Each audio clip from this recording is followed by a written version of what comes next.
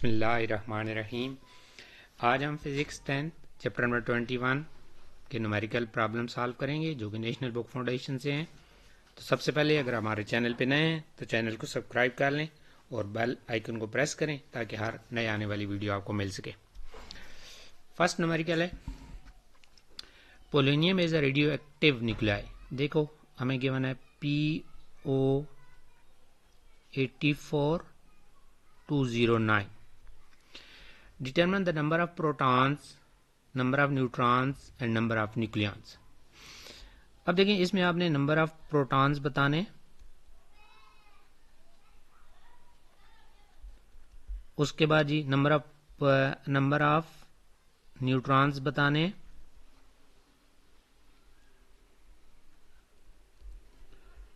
उसके बाद number of nucleons बताने।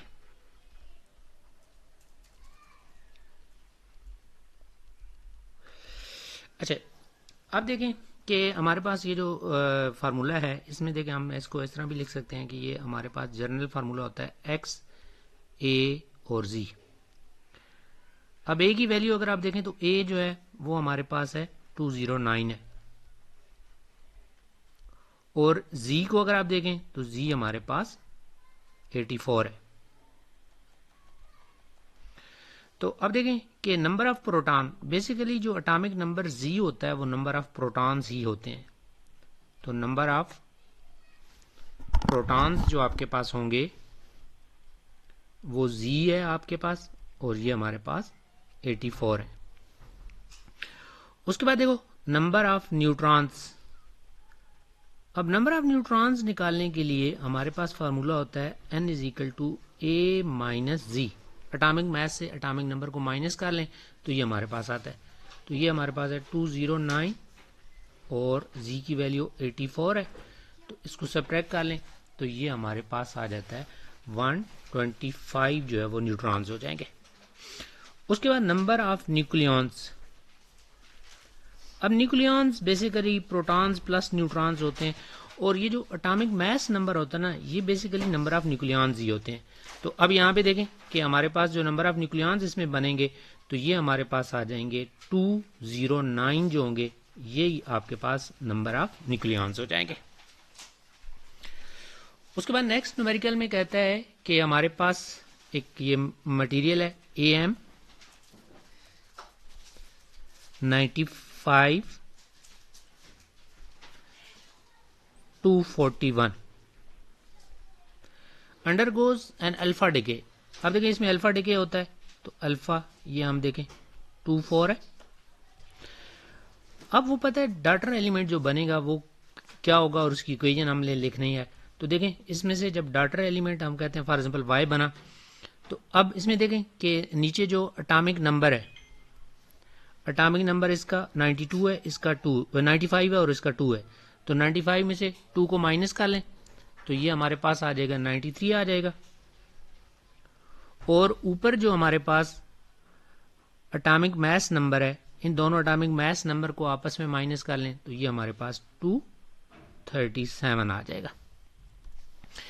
अच्छा जी, अब देखें कि जो हमारे पास अगर पीरियोडिक टेबल से हम देखें तो हमारे पास जो 93 एटॉमिक मास नंबर होता है तो वो हम बता सकते हैं कि वेयर जो हमारे पास Y93-237 है, बेसिकली ये हमारे पास NP है, और इसका जो एटॉमिक नंबर होता है 93 और ये 237 है। तो इस तरह आपके पास जो डाटर न्यूक्लियस है ये आपके पास नेप्टूनियम बनेगा। तो आप लिख सकते हैं आप इस इक्वेशन को AM24195 minus alpha particle is equal to, अब y की जगह पे ये आप NP लिखेंगे, ठीक है, NP 93-237। तो ये हमारे पास जो इक्वेशन है और ये हमारे पास जो डाटर न्यूक्लियस बना तो ये आपके पास NP 93-237 बनेगा। उसके बाद ये नेक्स्ट जो न्यूमेरिकल है, a radio active material has a half life of 16 month.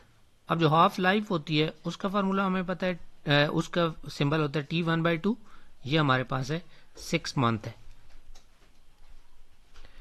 In how much time 1/8 of the substance will be left. अब 1/8 ये हमारे पास 1/8 और ये बेसिकली होती है n ओवर n नॉट होता है, n ओवर n नॉट, इसको हम 1/8 है ये इसकी वैल्यू। अच्छा, तो अब आपने फाइंड करना है कि कितने टाइम लगेगा कि आपके पास 1/8 जो है ना वो एलिमेंट बचेगा।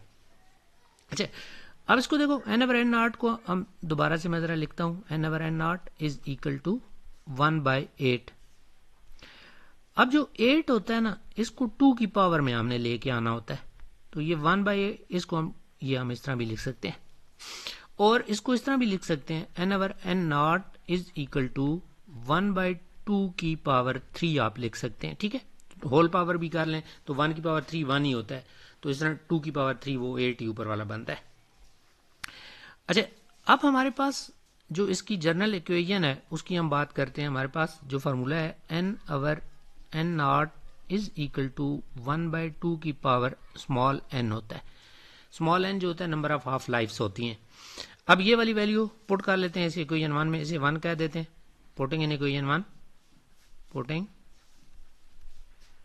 इन इक्वेशन 1 में पुट करें आप तो आपके पास हो जाएगा 1/2 n ओवर n नॉट की जगह पे, ये इक्वेशन 1 के अंदर n ओवर n नॉट है ना, इसकी जगह पे हम 1/2 की पावर n पुट करते हैं। तो देखें 1/2 की power n is equal to 1/2 की पावर 3।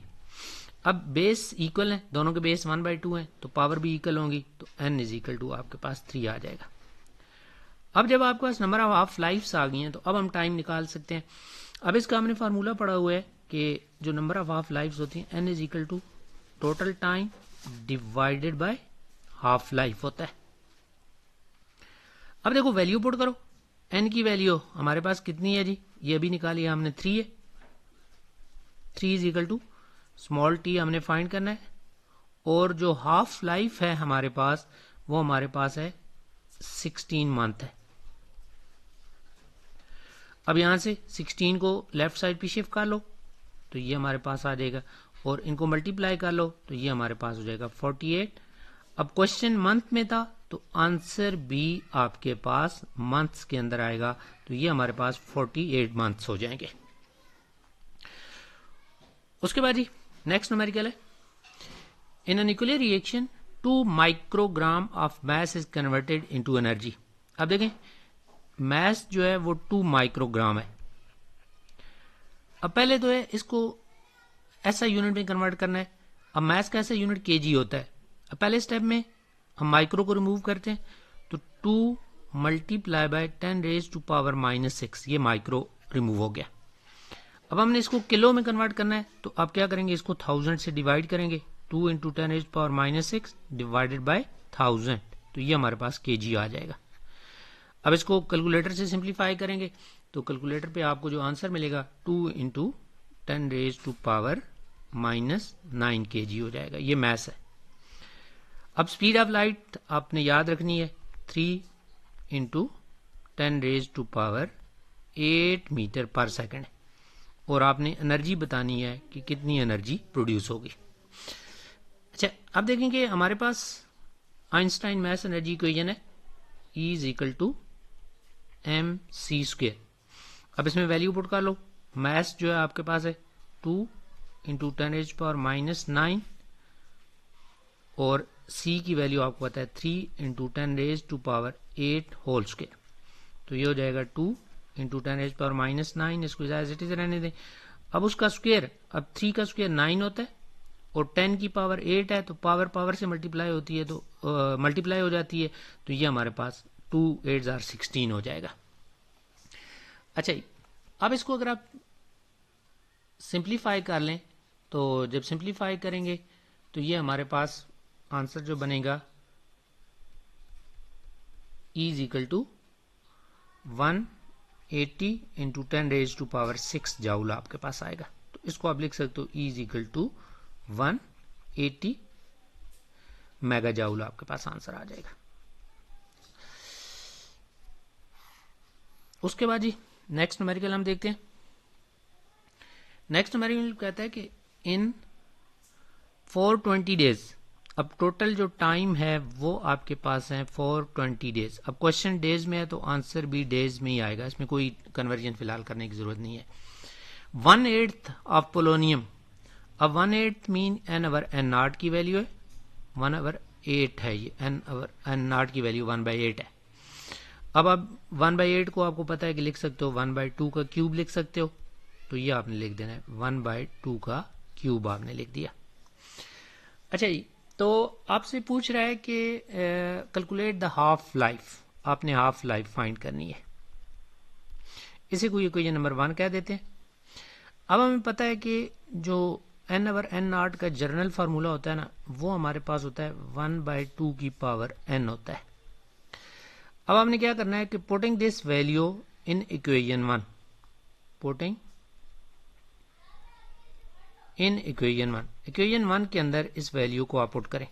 अब जब इक्वेशन 1 में इस वैल्यू को पुट करते हैं तो देखें इक्वेशन 1 में एन ओवर एन नॉट, अब एन ओवर एन नॉट की जगह पे ये वैल्यू आप उधर लगाएंगे 1/2 लिखेंगे, 1/2 की power n is equal to right side उसकी 1/2 की पावर 3 है। अब बेस इक्वल है तो पावर भी इक्वल होंगी, तो n की वैल्यू 3 आ गई। अब n हमारे पास आ गया, अब हम हाफ लाइफ फाइंड करेंगे। अब इसका n का जो दूसरा फार्मूला है total time divided by half life होता है। अब इसमें वैल्यू डालो तो n की वैल्यू हमारे पास है 3, टोटल टाइम देखो 420 डेज है डिवाइडेड बाय हाफ लाइफ। अब ऐसे करें टाइम को उधर ले जाएं और 3 को इधर ले आए, टाइम उधर जाके जो हाफ लाइफ है ये उधर जाके मल्टीप्लाई हो जाएगी और 3 इधर आके डिवाइड हो जाएगा, तो t 1/2 is equal to 420 divided by 3। अब इनको डिवाइड कर लें। अब जब आप डिवाइड करेंगे तो हमारे पास जो आंसर इसका बनेगा, कैलकुलेटर से आप चेक कर सकते हैं, ये आंसर हमारे पास आ जाएगा 140 और क्वेश्चन डेज में था तो आंसर भी आपका डेज में ही आएगा। उसके बाद जी नेक्स्ट न्यूमेरिकल देखते हैं। The half life of a radium is, अब हाफ लाइफ t 1/2 आपके पास है 1600 years। In how much time 250 gram will remain undecayed. अब जो हमारे पास टोटल अमाउंट है ना 250 gram will remain undecayed when 1 kg of radium was there initially. अब इनिशियल जो अमाउंट होती है ना उसको हम n नॉट से डिनोट करते हैं, वो 1 kg है, और जो हमारे पास है 250 ग्राम लेफ्ट, तो अब जो लेफ्ट होता है उसको n से डिनोट करते हैं, तो ये 250 ग्राम है। अच्छा अब देखो, अब 1 किलोग्राम में 1 ग्राम में, तो दोनों को एक यूनिट में कन्वर्ट कर लेते हैं, चाहे दोनों को किलोग्राम में कन्वर्ट कर लो या ग्राम में कन्वर्ट कर लो। तो मैं क्या करता हूँ कि ग्राम्स में कन्वर्ट कर लेता हूँ। 1 किलोग्राम जो होता है उसमें 1000 ग्राम होते हैं, तो इसको मैंने 1000 ग्राम जो है ना वो लिख दिया। अच्छा जी, तो अब देखें कि अब आपने कितने टाइम के बाद, अब टी आपने फाइंड करना है। अच्छा जी, तो अब जब देखें कि हमारे पास जो फार्मूला है n ओवर n नॉट, ये हमें पता है कि 1/2 की पावर n होता है। अब इसमें वैल्यू लगाएं। अब n की वैल्यू कितनी है, यहाँ पे 250 है, 250 और n नॉट जो है वो हमारे पास 1000 है, इज इक्वल टू 1/2 की पावर n।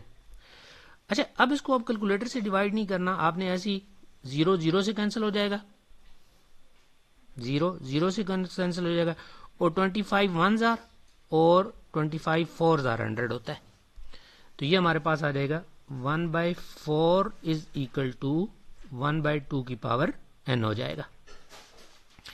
अब 1/4 को आप इस तरह भी लिख सकते हो, 1/2 की पावर 2 लिख सकते हैं, ये स्क्वायर में लिखा जा सकता है।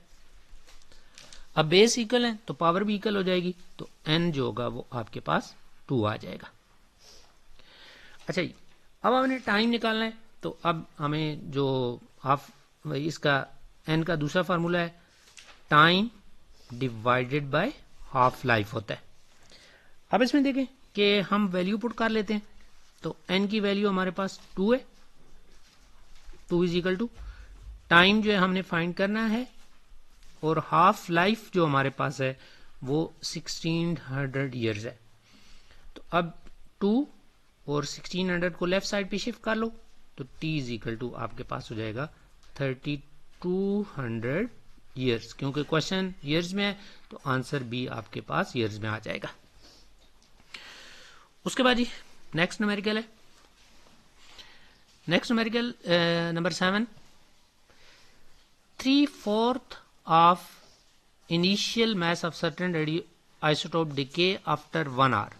Find the half life of the isotopes in minutes. Minutes में हाफ लाइफ फाइंड करनी है। अब क्या कहता है कि 3/4 of initial mass of a radioactive isotope decay, 3/4 decay हो गया। अब 3/4 जो डिके हो चुका है वो 3/4 है, जो डिके हो गया ना अमाउंट डिके वो आपके पास है 3/4 अमाउंट जो वो डिके हो गई। अच्छा, अब अमाउंट लेफ्ट कितनी होगी? अमाउंट लेफ्ट जो होती है उसको हमने कैसे फाइंड करना होता है? टोटल 1 है ना, तो 1 हम सपोज करते हैं टोटल 1 है, तो 1 में से 3/4 जो वो डिके हो गया तो उसको माइनस कर लिया। अब इसको अगर आप सिंप्लीफाई करते हो तो ये एलसीएम ले लें 4, तो ये 4 1s आर और -3, तो ये आपके पास 1/4 अमाउंट जो है वो लेफ्ट है। अच्छा, अब ये जो 1/4 होता है ना, ये बेसिकली हमारे पास होता है n/n0 की इक्वल होता है।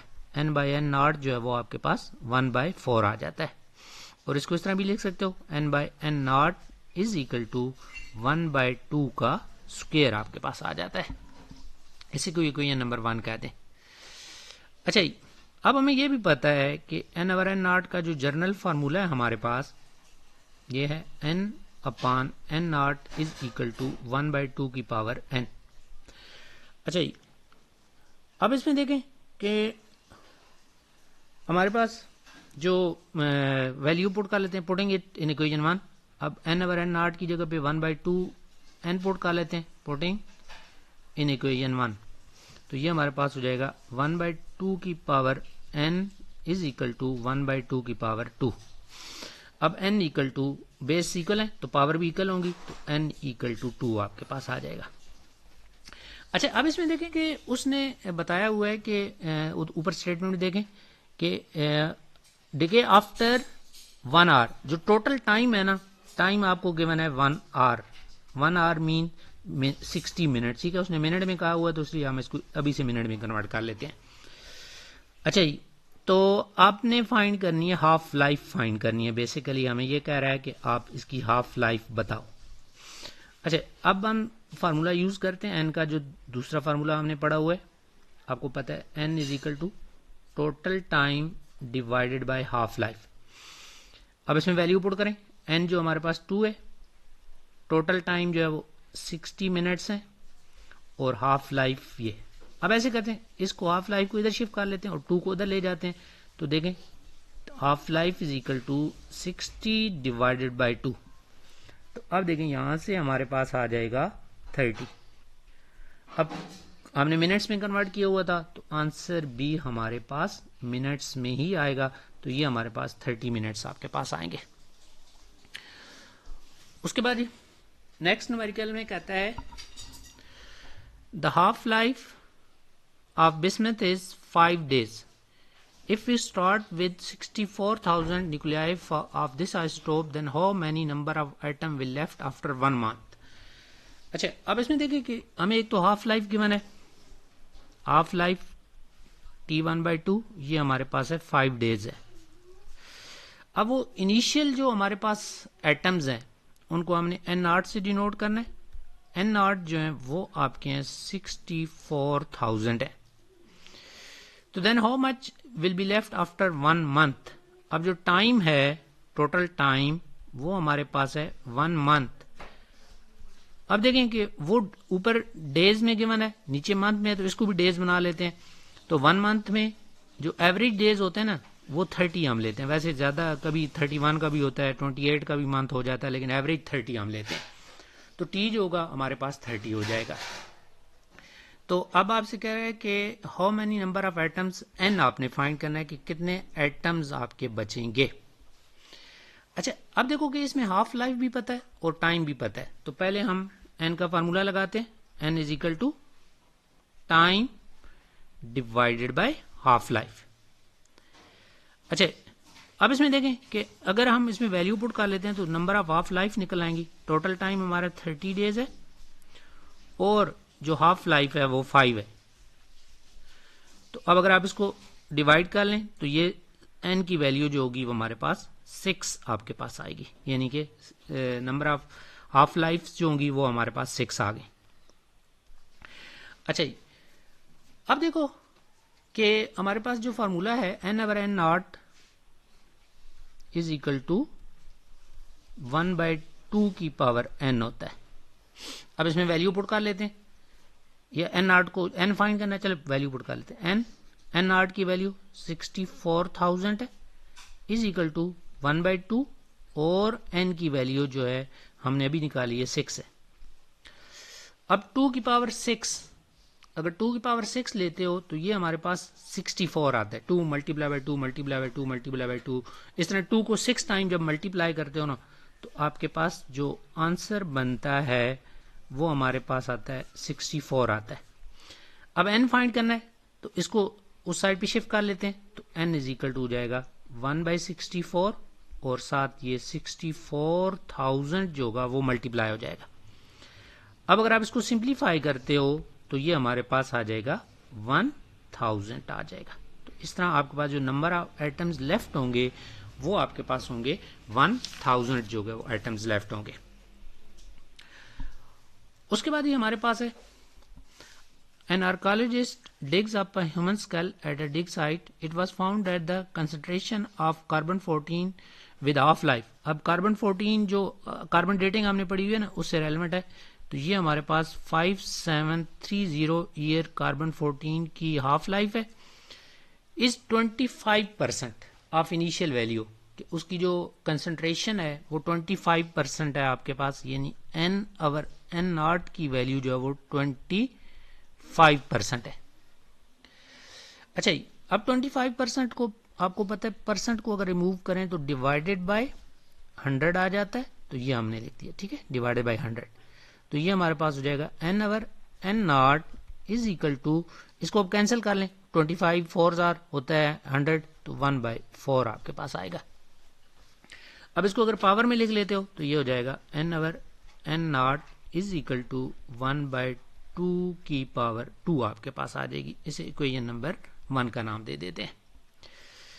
अच्छा, अब देखो कि हमें जो जनरल फार्मूला पता है वो हमें पता है कि as N over N naught is equal to 1/2 की पावर एन होता है।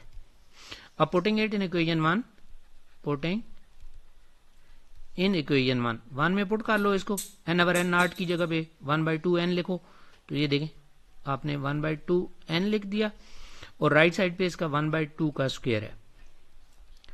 अब यहां से बेस इक्वल है तो पावर भी इक्वल हो जाएंगी, तो एन आपके पास क्या आ जाएगा 2, ये हमारे पास नंबर ऑफ आइटम्स जो होंगे ये 2 हो जाएंगे। Number of items half life जो होंगी वो 2s हैं आपके पास। अच्छा जी, अब हमने एज ऑफ द स्कल यानी कि आपने टाइम बताना है कि टाइम कितना लगा है, टाइम कितना पास हुआ है उसको स्कल को पड़े हुए वहां पे। तो अब N is equal to time divided by half life. अब इसमें आप वैल्यू पुट कर लें, एन की वैल्यू हमारे पास 2 है, टाइम हमने फाइंड करना है, हाफ लाइफ ये आपको गिवन है 5730। अब इसको इधर शिफ्ट कर लें, तो शिफ्ट करेंगे तो 2 multiply by 5730 is equal to T. अब इसको कैलकुलेटर से मल्टीप्लाई कर लें तो ये हमारे पास टी जो होगा 11460, और क्वेश्चन ईयर्स में था तो आंसर भी आपके पास ईयर्स में आएगा, यानी कि इतना अरसा हो चुका है उस स्कल को वहां पे पड़े हुए। उसके बाद हमारे पास नेक्स्ट जो क्वेश्चन नंबर 10 है, द हाफ लाइफ, अब वही हाफ लाइफ गिवन है टी 1/2 जो है 5730 ईयर्स है। Of an ancient piece of wood was found to have 3/10 of its living than in living tree. अब 3/10 n ओवर n नॉट जो है वो हमारे पास है 3/10 है। 3/10 मीन 30% आपके पास बचा हुआ है और 70% डिके हो गया। अब जो डिके हो गया वो नहीं लेना होता, जो बचा हुआ होता है उसको हमने लेना होता है, कितनी अमाउंट लेफ्ट है। अच्छा जी, तो आपसे पूछ रहा है कि how old is the piece of the wood, कि वो पीस ऑफ वुड कितना ओल्ड है, हमने टी की वैल्यू बतानी है।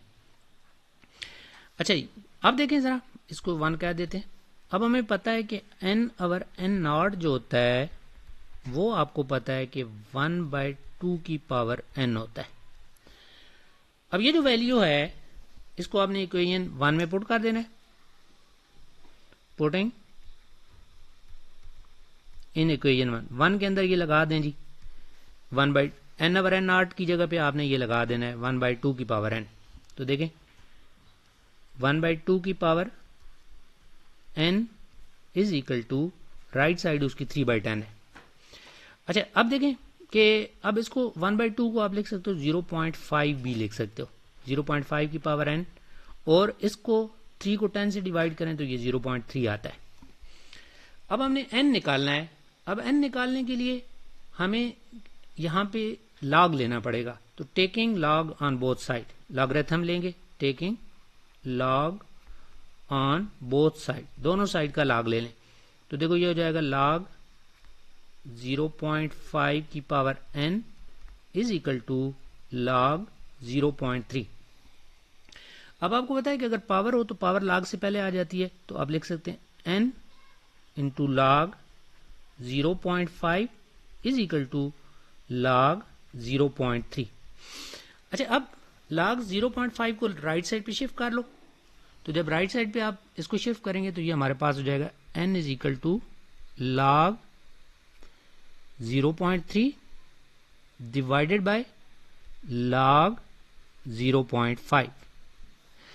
अच्छा जी, अब अगर आप इसको कैलकुलेटर से डिवाइड करते हैं, पहले वैल्यू चलें फाइंड कर लें।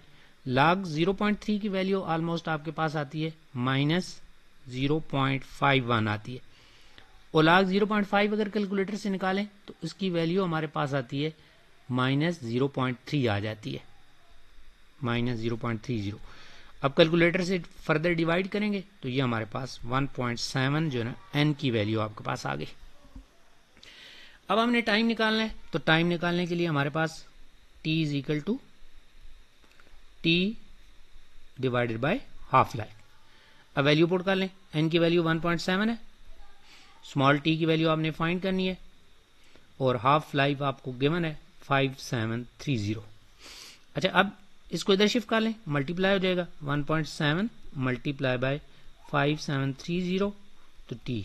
अब इसको t is equal to multiply कर लें तो 9741 ईयर्स। थोड़ा बहुत फ़र्क है, लेकिन वो जब हम अप्रॉक्सीमेट वगैरह कर रहे होते हैं ना, ये जो वैल्यू ली है लाग की, तो इनकी अप्रॉक्सीमेशन की वजह से माइनर सा फ़र्क है, लेकिन ये आंसर ठीक है आपका। तो इस तरह ये आपके पास आंसर आएगा। तो ये थे जी हमारे न्यूमेरिकल। उम्मीद है आपको समझ आए होंगे, तो अपने दोस्तों के साथ भी शेयर कीजिएगा। ओके जी, अल्लाह हाफिज़।